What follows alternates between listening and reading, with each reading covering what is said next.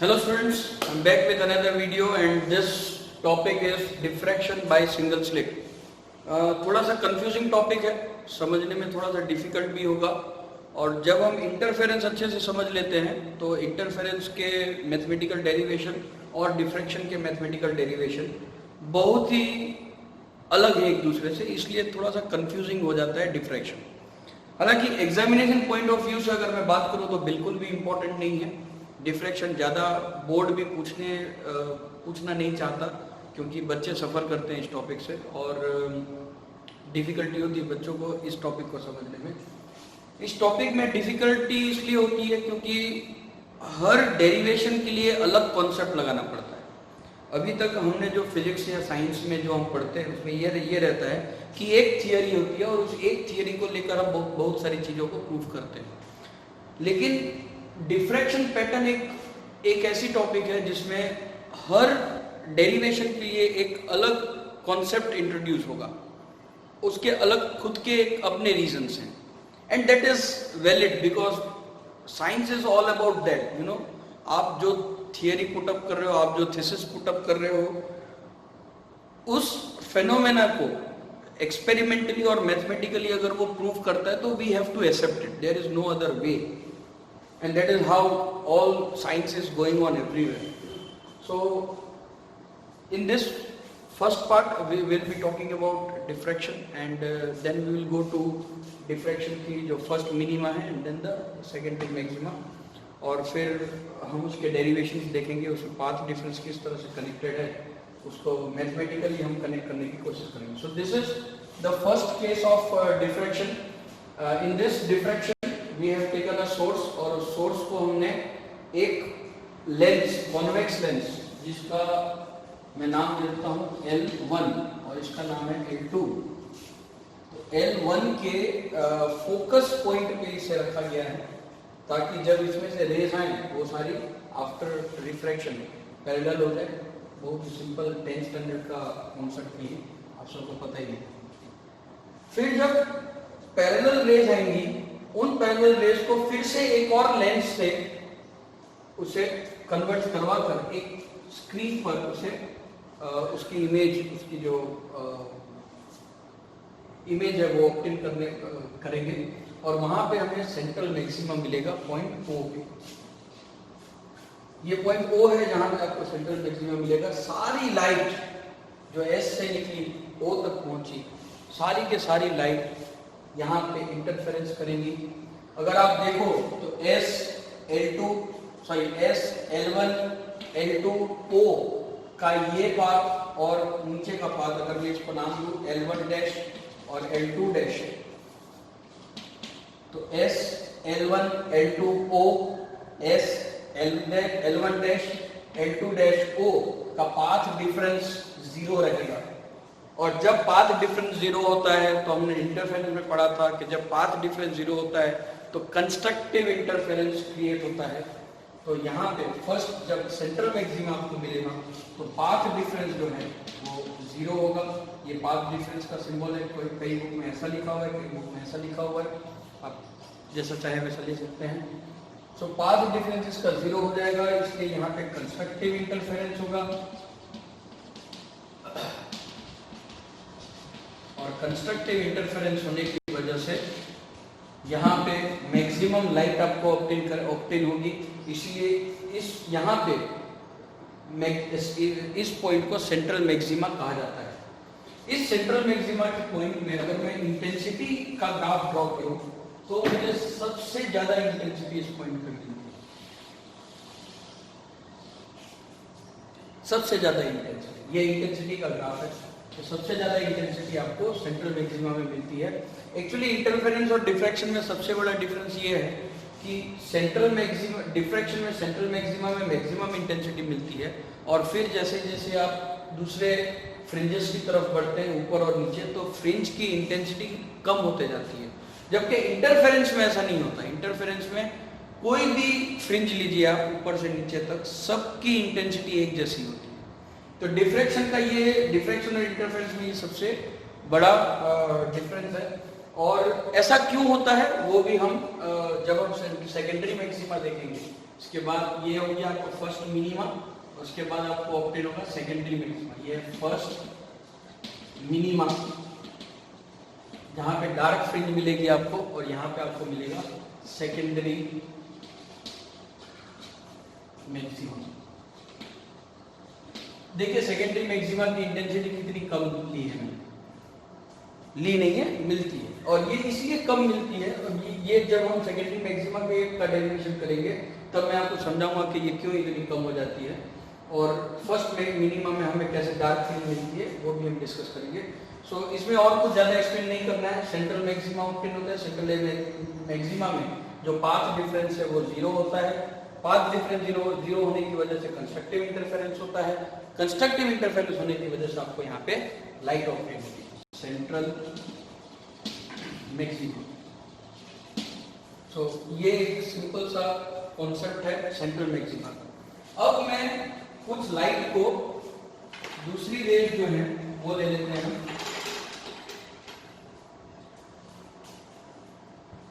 Huygens principal जो थी कि हर एक पॉइंट एक सेकेंडरी सोर्स की तरह बिहेव करता है, वो कॉन्सेप्ट यहाँ पे फिर से इंट्रोड्यूस होगा। जब हम इस पॉइंट पे आते हैं तो यहाँ से एक और रे कुछ इस तरह से निकलती होगी, सेम वैसी एक रे इसको पैरेलल यहाँ से निकलती होगी, सेम वैसी एक रे इस पॉइंट से भी निकलेगी। इसको हम नाम दे देते हैं ए बी, ए इसको बी और इसको सी। अब ये करने की वजह, ये ए सी और सी बी से जो रेस निकल रही है डाइवर्ज करके, वो मीन पाथ से थीटा जितना एंगल डाइवर्ज कर रही है। ये थीटा एंगल होगा इनके बीच का। सो अगर मैं इस पॉइंट से, बुक में स्लिट से लिया हुआ है, स्लिट से भी ले सकते हो, यहाँ से भी ले सकते हो, क्योंकि यहाँ से हम चेंज कर रहे हैं पाथ। सो अगर यहाँ से हम अगर इस पाथ का B N line, B N ray की अगर हम पाथ डिफरेंस फाइंड करना चाहें एन एम, तो ए बी एम ट्राइंगल से हमें ये जो पाथ डिफरेंस है वो मिल जाएगा। अब ये जो थीटा एंगल से डेविएट हुई है लाइट, मान लीजिए कि इसको जब हम लेंस से पास करवाएंगे, कॉन्वेक्स लेंस से,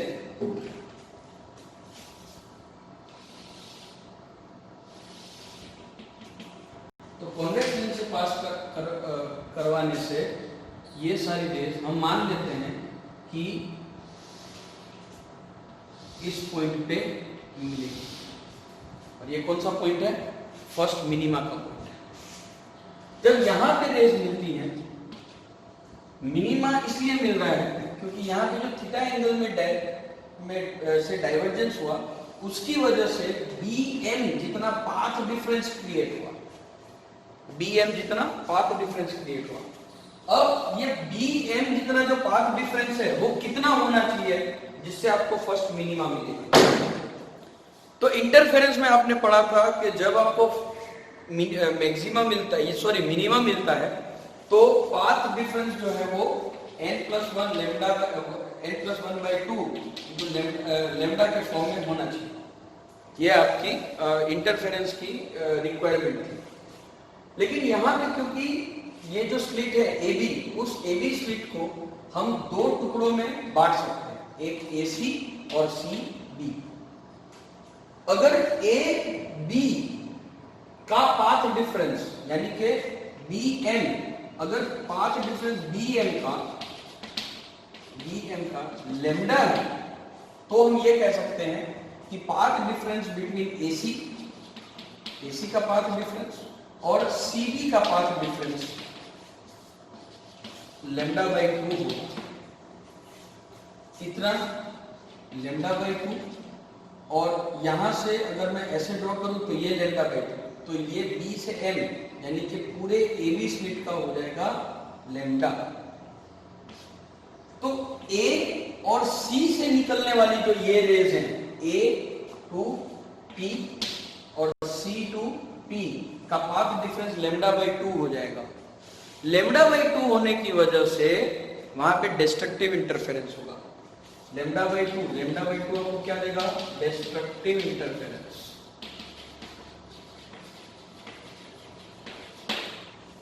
फिर से C और B के बीच में पाथ डिफरेंस कितना है? लेमडा बाई टू, जिसकी वजह से फिर से आपको क्या मिलेगा? Lambda by two path difference है तो डिस्ट्रक्टिव इंटरफेरेंस। अब एक क्वेश्चन यहाँ पे ये आता है कि हमने A B का पाथ डिफरेंस लेमडा क्यों लिया? ठीक है, तो मैंने जब ये वीडियो स्टार्ट किया तभी मैंने आप लोगों को बताया था कि कुछ साइंस में कुछ ऐसी थियरीज होती हैं जिन्हें आपको एक्सेप्ट करना पड़ता है, तो ये वही थियरी है। आपको यहाँ पे एक्सेप्ट करके चलना है कि ए बी एम का पाथ डिफरेंस या ए पी और बी पी का पाथ डिफरेंस जब लेमडा होगा, अब इसे उल्टे तरीके से समझने की कोशिश कीजिए, जब ए पी से डी पी का पाथ डिफरेंस लेमडा होगा, उस जगह पे फर्स्ट मिनिमा क्रिएट होगा। इस तरह से आपको समझना है। और लेमडा होने की वजह से जब फर्स्ट मिनिमा क्रिएट हो रहा है, तो ऐसा क्यों हो रहा है? ऐसा इसलिए हो रहा है क्योंकि हम ऐसा एज्यूम कर लेते हैं कि ए बी स्लिट जो है वो ए सी और सी बी में इक्वली डिवाइड हुई, जिसकी वजह से ए सी के बीच में path difference lambda by two create हुआ और बी सी के बीच में लेमडा बाई टू क्रिएट हुआ। A C lambda by two होने की वजह से आपको डिस्ट्रक्टिव इंटरफेरेंस देगा, फिर B C destructive lambda by two path difference होने की वजह से डिस्ट्रक्टिव इंटरफेरेंस देगा। दोनों डिस्ट्रक्टिव इंटरफेरेंस होने की वजह से आपको यहाँ पे डार्क फ्रिंज मिलेगी या डार्कनेस मिलेगा, जो हम इंटरफेरेंस में पढ़ चुके हैं। तो ये है आपका फर्स्ट मिनिमा। अब बात आती है डेरिवेशन पार्ट की कि लेमडा किस तरह से लेंगे तो हमें क्या मिलेगा। सो हमने ये देखा कि पाथ डिफरेंस कितना होना चाहिए? लेमडा। कौन से पाथ के बीच में? ए टू पी से बी टू पी। तो अगर मैं ये triangle A B M triangle को कंसीडर करूं तो ये एंगल थीटा हो जाएगा। अब इसको मैं अलग से बना देता हूं। थीटा, ये ए, ये बी और ये एम, तो ये जो है वो हमारा डेल्टा एक्स है, ये हमारा डेल्टा एक्स है पाथ डिफरेंस। अगर ये थीटा है, ये 90 डिग्री है, तो delta X is equal to delta X by ये स्मॉल डी होता है, स्लिट की जो विड्थ होती है वो डी बाई डी 90 डिग्री के सामने वाली साइड, और ये थीटा के एंगल के सामने वाली side is equal to sine theta. So D sine theta is equal to delta X और D sine theta is equal to lambda. ये डेरिवेशन आपको फर्स्ट मिनिमा का D sine theta is equal to lambda आपको मिलता है। Same इसी तरह से हम एक और रे जो और किसी एंगल से फाई या अल्फा कोई और एंगल से और ऊपर है, यहां से एक और रे ऐसी निकलती होगी, यहां से भी ऐसी एक रे निकलती होगी, यहां से भी ऐसी एक रे निकलती होगी। अब उसके बारे में देखते हैं, और वो कहां पे मीट करेगी? से वो पॉइंट पी डैश यहां पे मीट करेगी।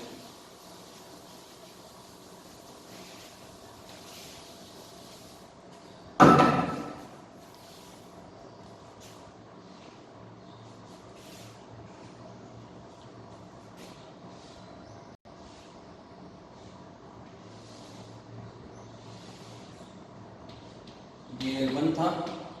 अब यहां से एक रे जो है वो कहां मीट कर रही है? यहाँ। पर यहाँ पे एक और लेंस बनाना पड़ेगा।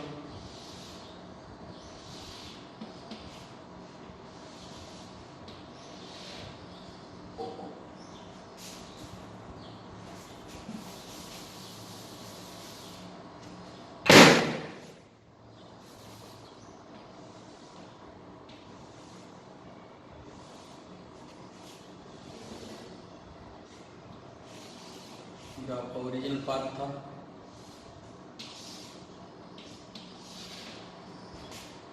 यहाँ से जो रे निकलेगी, यहाँ से वैसी एक रे, यहाँ से वैसी एक रे, जो फिर से हम थीटा एंगल कंसीडर करते हैं। अब हम सेकेंडरी मैक्सिमा पे ये बनाने वाले हैं। अब हमारी इमेज कहाँ बन रही है? अब जो लाइट रेस थीटा एंगल से निकली है उसे हम कंसिडर करते हैं कि सेकेंडरी मैक्सिमा पे बने।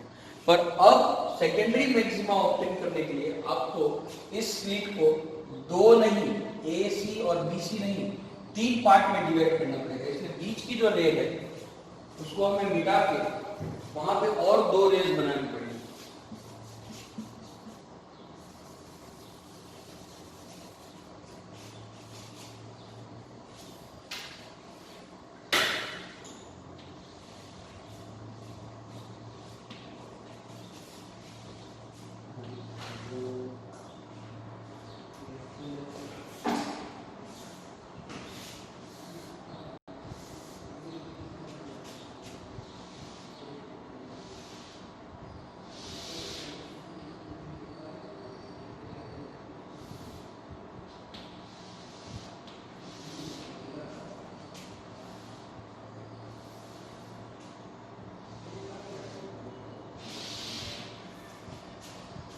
ये जो पाथ था जो सेंट्रल मैक्सिमा को मीट करेगा, ठीक। तो इस तरह से हमें फर्स्ट सेकेंडरी मैक्सिमा ऑब्टेन होगा।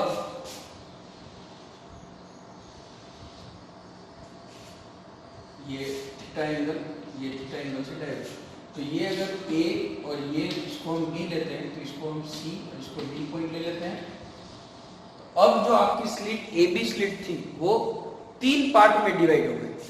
अब 3 पार्ट में डिवाइड होने की वजह से हमें ऐसा लेना है कि A और B के बीच का पाथ डिफरेंस बिटवीन AB कितना होना चाहिए, 3 λ/2। ऐसा क्यों? ऐसा इसलिए ताकि AC के बीच में λ/2 हो, BC के बीच में CD के बीच में λ/2 हो और DB के बीच में λ/2 हो। अब ये तो वही बात हो गई कि λ/2 और λ/2 ही है, तो फिर तो हमें डिस्ट्रक्टिव इंटरफेरेंस नहीं। अगर AC के बीच में λ/2 है तो आप बोल सकते हैं कि CB के बीच में लैम्डा का पाथ डिफरेंस है। तो AC स्लिट के लिए पाथ डिफरेंस क्योंकि λ/2 हो गया तो उसके लिए डिस्ट्रक्टिव इंटरफेरेंस बनेगा, और CB के लिए अगर लैम्डा है तो आपको कंस्ट्रक्टिव इंटरफेरेंस मिलेगा। लेकिन प्रॉब्लम यह है कि पूरी AC स्लिट AB स्लिट के लिए हमें कंस्ट्रक्टिव इंटरफेरेंस नहीं मिल रहा है। इसीलिए मैं ऐसा बोल सकता हूं कि कुछ रेज इंटरफेयर करके डार्कनेस बनाएंगी और कुछ रेज इंटरफेरेंस करके लाइट बनाएंगी, लाइट देंगी। इसीलिए सेकेंडरी मैक्सिमा में सेंट्रल मैक्सिमा जितनी ब्राइटनेस या उतनी इंटेंसिटी नहीं हो सकती।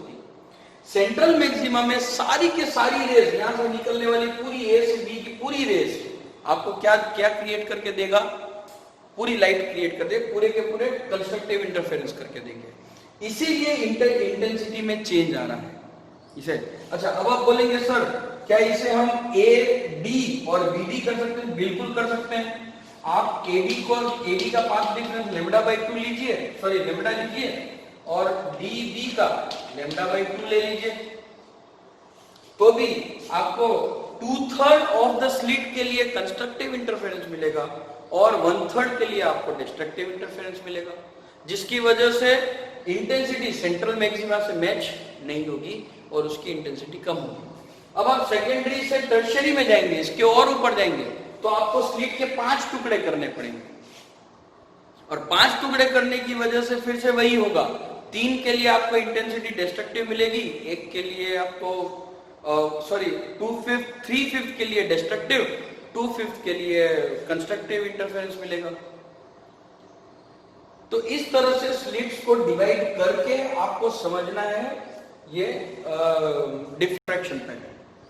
और क्योंकि हर स्लिट के लिए या हर फ्रिंज के लिए थियरी बदली, सबसे पहले सेंट्रल मैक्सिमा में हमने स्लिट के कोई भी डिवीजन नहीं किए, फर्स्ट मिनिमा फाइंड करना था, प्राइमरी मिनिमा, फर्स्ट मिनिमा। तो फर्स्ट मिनिमा के लिए हमने स्लिट के 2 टुकड़े किए और सेकेंडरी मिनिमा के लिए हमने 3 टुकड़े किए।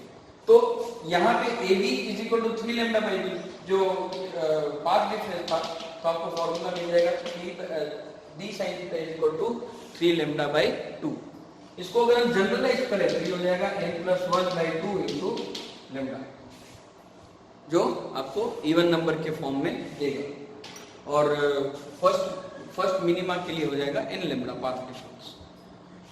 तो देखो, अब अगर हम दोनों से बाहर आ जाते हैं, इंटरफेरेंस और डिफ्रैक्शन से, तो थोड़ा सा कंफ्यूजिंग हो जाता है सिनेरियो।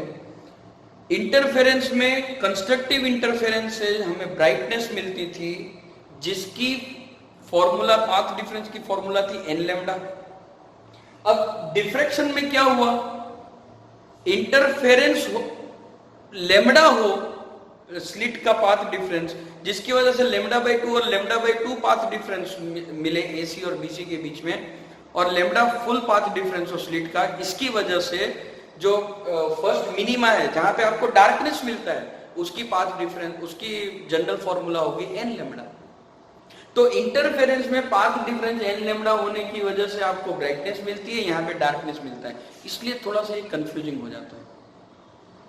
वहां पे इंटरफेरेंस में m+1 लैम्डा बाई 2 से आपको डार्कनेस मिलती थी, यहाँ पे आपको m+1 लैम्डा बाई 2 से आपको सेकेंडरी मैक्सिमा यानी कि ब्राइटनेस मिल रही है, इंटेंसिटी मिल रही है। समझना इतना ही है कि स्लिट किस तरह से डिवाइड करने हैं, और स्लिट इस तरह से डिवाइड करके आपको क्या पाथ डिफरेंस मिलता है और क्यों आपको ये इंटेंसिटी कम होके मिलती है। इसके बारे में और इसकी इंटेंसिटी, फ्रिंज विड्थ और सेंट्रल ब्राइट की फ्रिंज, सेंट्रल मैक्सिमा की फ्रिंज की विड्थ हमें ढूंढनी है।